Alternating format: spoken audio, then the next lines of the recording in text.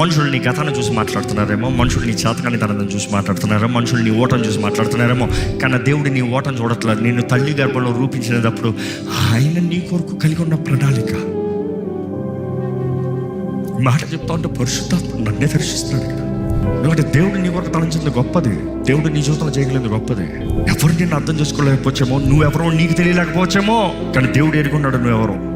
ఈరోజు నువ్వు చేయాల్సిందో ఒకటే, దేవా నేను ఎవరో నాకే తెలియట్లేదు ప్రభా, నన్ను చూడు, నన్ను దర్శించు. నా జీవితం ఏంటో నాకే అర్థం కావట్లేదు ప్రభా, చూడు ప్రభా, నా గాయాలు చూడు ప్రభా. ఎందుకంటే గాయాలు ఉన్నవాడికి ఏది అర్థం కాదంట, నొప్పులు ఉన్నవాడికి ఏదైనా అర్థమవుతుందో ఏం అర్థం కాదు. చచ్చిపోతున్న స్థితిలో ఉన్నవాడికి ₹1,00,00,000 వచ్చిందని అన్నవాడు ఏం తృప్తుంటుంది, ఏం చేసుకొని అంటాడు. కానీ దేవుడు నీ గాయాల్ని మాన్పి, నిన్ను బాగు చేసి, నిన్ను నూతనపరిచి, స్వస్థ బుద్ధిని అనుగ్రహించి, ఆయన కొరకు ఫలించినట్లుగా ఆయన రాజ్యంలో ఘనమైన పాత్ర ఉండేలాగా చేస్తానికి దేవుడు ఆశపడుతున్నాడు.